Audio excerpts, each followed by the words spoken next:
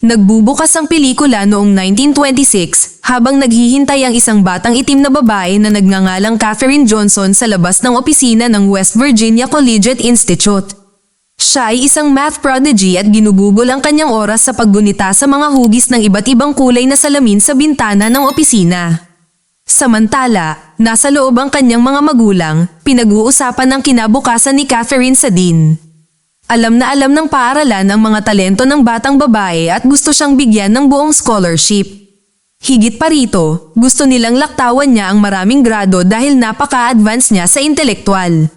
Makikita natin ang kanyang mga pambihirang kakayahan dahil madali niyang nilulutas ang mga equation ng algebra na mas mataas sa kanyang pangkat ng edad. Lumipat ang eksena sa 1961, isang panahon sa kasaysayan kung kailan ang Estados Unidos ay nasa maraming magkahiwalay na daan ng kultura. Ang paghihiwalay sa pagitan ng mga may kulay at puting mamamayan ay buhay na buhay, habang ang US ay nasa isang karera sa kalawakan kasama ang Russia. Samantala sa Virginia, isang nasa hustong gulang na si Katherine ang natigil sa gilid ng kalsada kasama ang kanyang dalawang katrabaho na kasama niya sa carpool, sina Dorothy Vaughan at Mary Jackson. Sira ang kanilang sasakyan at kasalukuyang nagtatrabaho si Dorothy upang i-restart ang makina. Bahagyang kinakabahan sila nang may dumating na sasakyan ng pulis at walang pakundangan na hinihingi ng isang pulis ang kanilang pagkakakilanlan. Ngunit, kapag ipinaliwanag nila na nagtatrabaho sila sa Langley Research Center para sa NASA, binago ng pulis ang kanyang tono. Nagulat siya na ang mga itim na kababaihan ay tinatanggap sa mga araw na ito, ngunit itinuturo na ang mga Amerikano ay kailangang talunin ang mga Ruso sa karera sa kalawakan sa anumang halaga. Pagkatapos ay tinanong niya kung kaibigan sila ng mga astronaut, kung saan sinagot ni Mary na sila nga, ngunit malinaw sa mga ekspresyon ng iba na sila, bilang mga itim na babae, ay pinananatiling hiwalay sa iba pang mga tauhan. Makalipas ang ilang segundo, pinaandar ni Dorothy ang sasakyan at inihatid sila ng pulis sa field center ng NASA. Ang tatlong babae ay nakakatuwang ito dahil ang isang grupo ng mga itim na tao na nagmamadaling sumunod sa isang sasakyan ng pulis ay hindi isang regular na tanawin para sa US. Samantala sa Langley, ang Space Task Group o STG, isang nagtatrabaho na grupo ng mga inhinyero ng NASA, ay may pulong. Ang pangkat na ito ay may tungkulin sa pamamahala sa unang programa ng paglipad ng tao sa kalawakan ng Amerika. Pinag-uusapan nila kung paano tatalunin ang Russia, na naging unang bansa na nagkaroon ng artipisyal na satellite sa kalawakan. Nag-aalala sila na ang mga Sobyet, na may hindi napigil ang pag-access sa kalawakan, ay maaaring pahintulutan silang mag-espiya sa Amerika. Ang direktor ng STG, si Al Harrison, ay nasa ilalim ng maraming presyon upang makuha ang kanilang bansa sa kalawakan. Siya ay patuloy na pinaalalahanan ng mga opisyal ng gobyerno na hindi nila maaaring bigyang katwiran ang halaga ng isang programa sa space na hindi naglalagay ng sinuman sa kalawakan. Pagkatapos ng tense na pagpupulong, hiniling ni Harrison sa kanyang sekretarya na hanapin siya ng isang computer na bihasa sa analytic geometry. Ito ang unang bahagi ng 60s nang ang salitang computer ay tumutukoy sa isang tao na gumaganap ng mga kalkulasyon sa matematika. Sa ibang lugar, nagbibigay si Dorothy ng mga takdang aralin sa isang grupo ng 20 babae. Lahat sila ay nagtatrabaho sa West Wing Computing Division na humahawak sa mga mathematical na kalkulasyon na kinakailangan sa Langley Center. Si Mary, na nagtatrabaho rin bilang isang computer, ay talagang gustong maging isang engineer. Sa kanyang sorpresa, siya ay nakatalaga sa Space Capsule Heat Shield Team sa ilalim ng Chief Aeronautical Engineer ng NASA. Biglang pumasok si West Wing Supervisor Vivian Jackson at sinabi kay Dorothy na kailangan ng STG ng bagong computer. Ang huli ay agad na nagmumungkahi kay Katherine na napakahusay sa matematika. Pagkaraan ng ilang sandali, inihatid ng supervisor si Katherine sa STG at habang nasa daan, itinuro niya ang iba't ibang mga patakaran na dapat sundin. Ito ay pamantayan para sa mga kababaihan na magsuot ng mahabang palda at walang alahas, maliban sa mga perlas. Ibinunyag din ni Vivian na ang STG ay hindi pa nagkaroon ng kulay na tao sa hanay nito. Pagkatapos ay pumasok si Katherine sa kanyang bagong departamento na eksklusibong binubuo ng mga puting lalaki na gumagawa ng mga komplikadong mathematical equation. Napagkamalan agad siyang janitor at ang mga lalaki ay kumilos ng walang pakundangan sa kanya. Samantala, sa Departamento ng Engineering, dinadala ni Mary ang kanyang mga papel sa saradong lugar kung saan susuriin ang isang space shuttle. Ang takong ng kanyang sapatos ay biglang sumabit sa isang air vent at hindi niya ito maalis. Malapit nang magsimula ang countdown sa pagsubok, kaya iniwan niya ito at sumama sa mga lalaking inhinyero sa likod ng ilang safety glass. Gayunpaman, nagkakamali ang pagsubok at ang panlabas na layer ng space shuttle ay sumabog. Nangangahulugan ito na ang US spaceship ay hindi sapat na malakas upang mapaglabanan ang init sa panahon ng paglulunsad at paglapag. Nang maglaon, sinuri ng punong aeronautical engineer ang shuttle at tinanong si Mary para sa kanyang opinyon sa kung ano ang nangyari. Kinalkulan niya na ang heat shield ay lumipad mula sa mga shingle at ipinapaliwanag kung paano ito maitatama. Palibhas ay humanga sa kanyang teorya, hinimok siya ng hepe na umalis sa trabaho sa computing para sa isang bakanteng posisyon sa Departamento ng Engineering. Ganap na alam ni Mary ang kanyang mga kakayahan ngunit itinuturo na ang mga naturang post ay karaniwang hindi limitado para sa mga taong may kulay. Bumalik sa Departamento ng Computing, pagod na si Dorothy sa paghawak ng mga tungkulin na mas mataas sa kanyang grado sa sweldo. Tinanong niya si Vivian kung maaari siyang opisyal na ma-promote dahil ginagawa na niya ang trabaho ng isang supervisor sa nakalipas na 8 buwan. Ngunit tumanggi ang supervisor at napilitan si Dorothy na manatiling diplomatiko tungkol sa desisyon. Sa kabilang banda, ang mga bagay ay magiging mahirap para kay Catherine sa kanyang unang araw. Binigyan siya ng maraming kalkulasyon upang i-cross-check ng head engineer ng STG na si Paul Stafford. Matipid siyang kumilos sa kanya at sinabing kailangan niyang suriin ang mga ito sa pagtatapos ng araw. Higit pa rito, si Stafford ay nag-blackout din ng maraming impormasyon na para bang si Catherine ay hindi mapagkakatiwalaan dito. Napipilitan na siyang magtrabaho sa kahit anong maliit na data na magagamit niya. Sa paglipas ng araw, kailangan ni Catherine na gumamit ng banyo ngunit lubos niyang nalalaman na walang mga banyong may kulay na mga tao sa Langley Center. Kaya napilitan siyang umalis sa gusali at tumakbo ng kalahating milya patungo sa West Area Computer Division. Dinadala rin niya ang kanyang trabaho at patuloy na nag-proofread habang umiihi siya. Gayunpaman, ang mga banayad na paalala ng rasismo ay hindi nagtatapos doon. Nang pumunta si Catherine upang magbuhos ng kanyang sarili ng isang tasa ng kape mula sa karaniwang palayok ng opisina, ang iba pang mga kasamahan ay hindi kinabahan at sa tingin nila ay dapat siyang uminom mula sa isang hiwalay na palayok.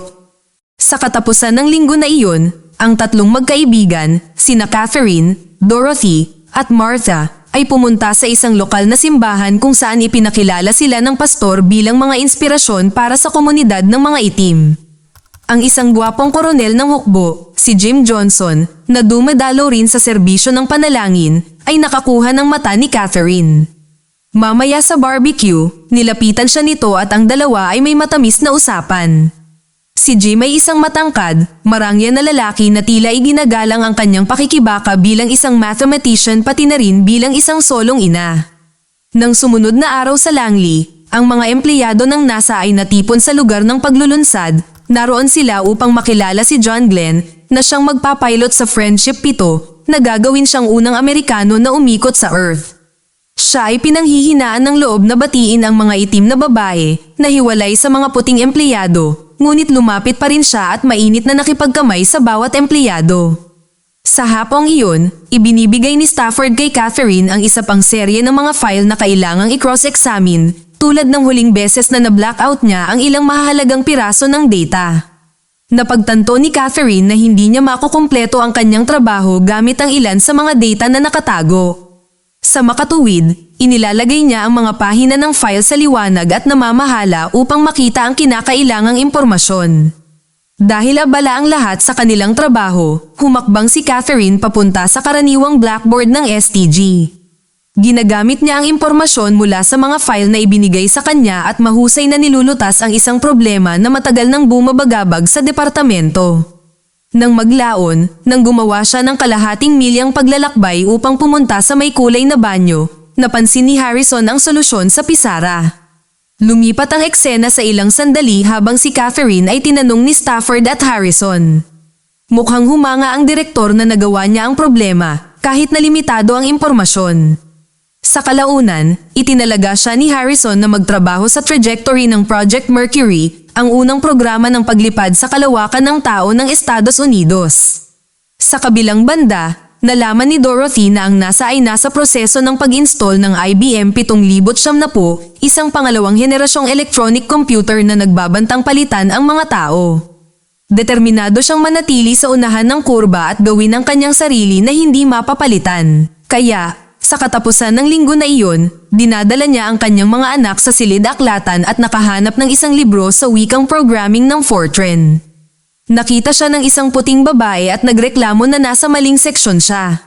Sumagot si Dorothy na wala sa kanila ang aklat na gusto niya sa may kulay na seksyon, ngunit ang kanyang pangangatwiran ay bumagsak sa mga tainga at siya ay pinalaya sa silid-aklatan. Gayunpaman, inihayag niya sa kanyang mga anak na itinago na niya ang libro sa ilalim ng kanyang Amerikana.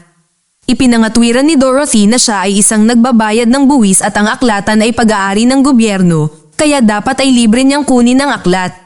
Pagkalipas ng mga araw, ang NASA ay tinamaan ng isa pang nagbabagang balita. Matagumpay na nailunsad ng mga Sobyet ang Vostok 1 na ginawang si Yuri Gagarin ang unang tao na umikot sa Earth. Pinapataas nito ang presyon sa STG upang maghatid ng mga resulta para sa kanilang space capsule, ang Project Mercury. Isang araw ng tagulan, tumakbo si Catherine sa mahabang distansya upang magamit ang may kulay na silid ng kababaihan pabalik sa West Wing.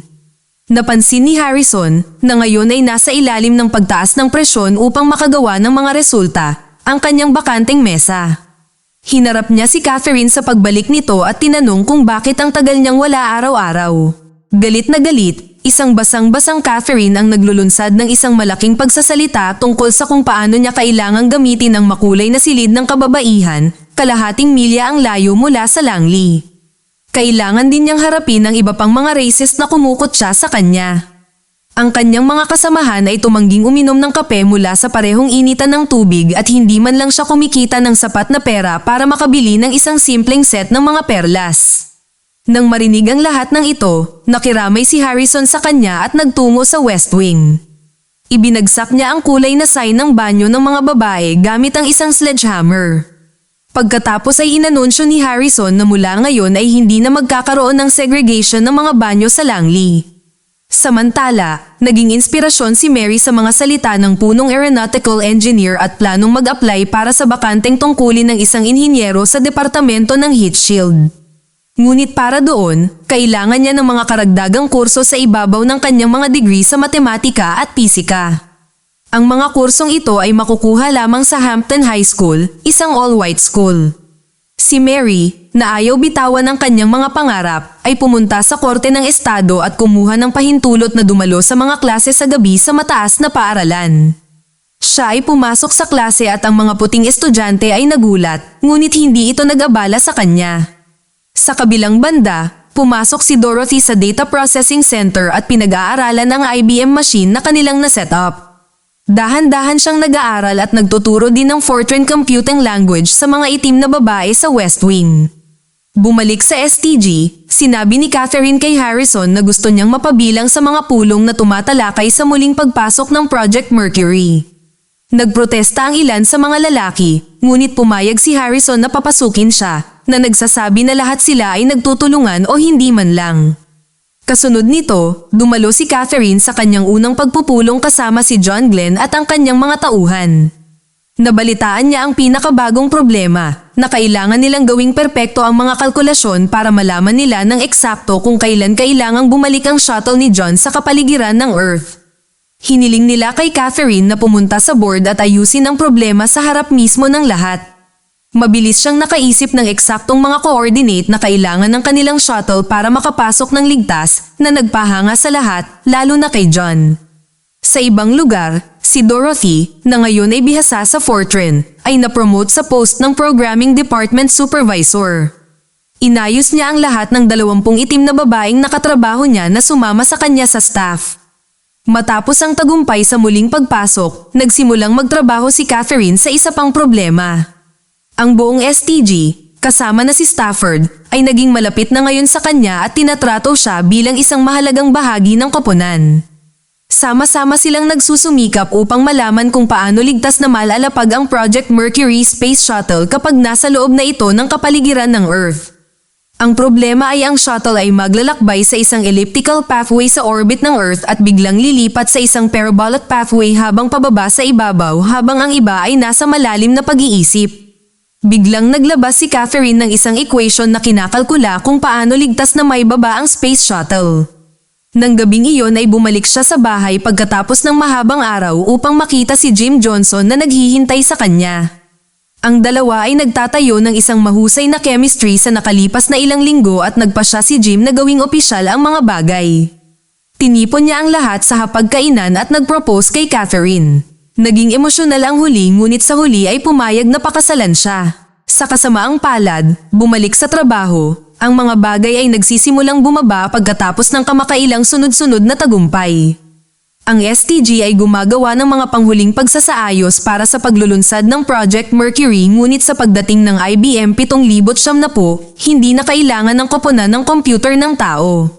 Nanghihinayang na sinabi ni Harrison kay Catherine na na-reassign siya sa West Wing.